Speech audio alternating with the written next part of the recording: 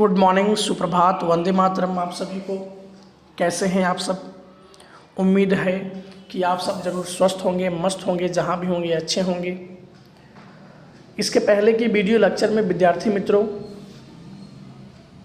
मैंने आपको नियमन पत्र संबंधी कंपनी अधिनियम की व्यवस्थाओं को पढ़ा दिया था और कई बार आपको रिवीजन वीडियो भी भेजा गया था। इम्पोर्टेंट टॉपिक होने से इसलिए इसका रिवीजन वीडियो भेजा गया और इसे कई बार बताया भी गया।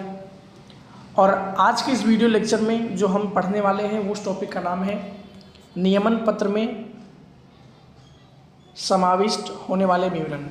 यानी नियमन पत्र के अंदर कौन कौन से विवरण का समावेश किया जाता है, कौन कौन सी बातें लिखी जाती हैं। इसे इंग्लिश में कहते हैं contents of articles of association. यानी आर्टिकल्स ऑफ एसोसिएशन के अंदर कौन कौन से कंटेंट्स होते हैं, कौन कौन सी बातों का समावेश किया जाता है।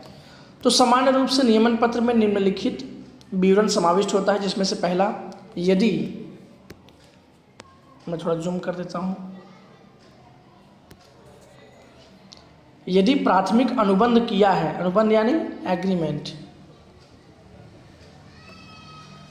यदि प्राथमिक अनुबंध किया है तो उसे स्वीकृत किया है या नहीं।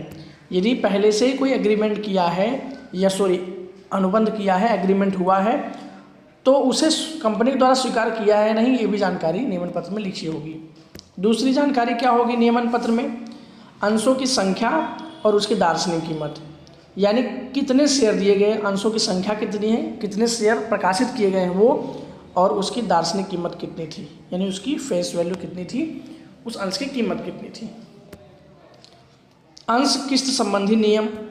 अंश किस्त संबंधी जो नियम होंगे वो कहाँ लिखे होंगे? कई बार इस पॉइंट को पढ़ाते समय ऐसा एक बार लाइन भी आ जाता है कि अंश किस्त संबंधी प्रावधान नियमन पत्र में होना जरूरी है तो ही अंश किस्त हम कर सकते हैं। ऐसा लेसन नंबर 1 में था पॉइंट कि अंश किस्त संबंधी या अंश हस्तांतरण संबंधी ये जो प्रावधान है नियमन पत्र में होना जरूरी है, ऐसा लेसन नंबर 1 में था। आप जब पॉइंट देख सकते हैं तो मतलब ये अंश किस्त संबंधी जो नियम है ना, या अंश हस्तांतरण संबंधी, हस्तांतरण मतलब ट्रांसफ़र, शेयर परिवर्तन संबंधी जो नियम है कि कैसे कैसे हम अंश परिवर्तन कर सकते हैं और अंश किस्त के लिए कौन कौन से नियम लागू होते हैं, ये सभी चीज़ें नियमन पत्र में लिखी होती हैं। यानी इन शॉर्ट में अंश किस्त संबंधी नियम और अंश हस्तांतरण संबंधी नियम की जो बातें हैं वो भी नियमन पत्र में लिखी होती हैं। अंश की चुकानी बाकी रकम संबंधी कंपनी का नियम।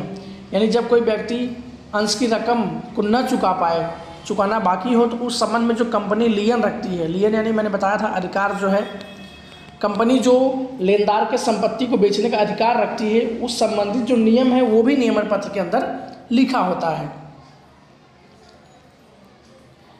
इसके अलावा असीमित जिम्मेदारी वाली कंपनी के सदस्यों की संख्या और उसमें विनियोजित पूंजी। यानी असीमित जिम्मेदारी वाली कंपनी में उनके सदस्यों की संख्या कितनी होगी और उनके द्वारा जो विनियोजित पूंजी है वो कितना होगा, ये भी संबंधित बातें जो है नियमन पत्र के अंदर दर्शाया होता है। इसके बाद 8वां नंबर का पॉइंट है निजी कंपनी के अंश हस्तांतरण पर नियंत्रण संबंधी जो नियम है वो भी नियमन पत्र में लिखा होगा। यानी निजी कंपनी के अंश हस्तांतरण यानी शेयर ट्रांसफ़र करने पर रोक होता है, इस संबंध में जो नियम है वो नियमन पत्र में लिखे होते हैं। यानी प्राइवेट कंपनियां अंश शेयर ट्रांसफ़र नहीं कर सकती हैं, इन पर नियंत्रण रखा गया है। 9वां सामान्य सभा संबंधी नियम। यानी जब जनरल मीटिंग बुलाई जाएगी, सामान्य सभा बुलाई जाएगी, उसके क्या नियम होंगे।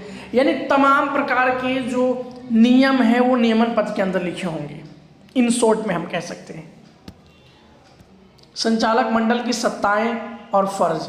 संचालक मंडल यानी कौन? कंपनी के बोर्ड ऑफ डायरेक्टर्स। इनकी अधिकार क्या हैं और इनके कर्तव्य क्या हैं, फर्ज क्या हैं, इस संबंध में जो नियम है नियमन पत्र में लिखा होगा।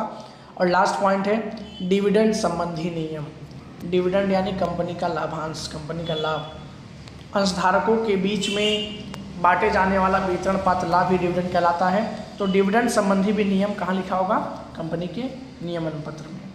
इसके बाद का जो पॉइंट है पॉइंट 5.4, ड्यू टू कोविड-19 कोरोना की वजह से इसे सिलेबस में से निकाल दिया गया है। फिर भी मैं आपको इसको अगली वीडियो में ज़रूर समावेश करूँगा, इसके बारे में जानकारी ज़रूर दूंगा आपको। तब तक के लिए धन्यवाद, मिलते हैं नेक्स्ट वीडियो में।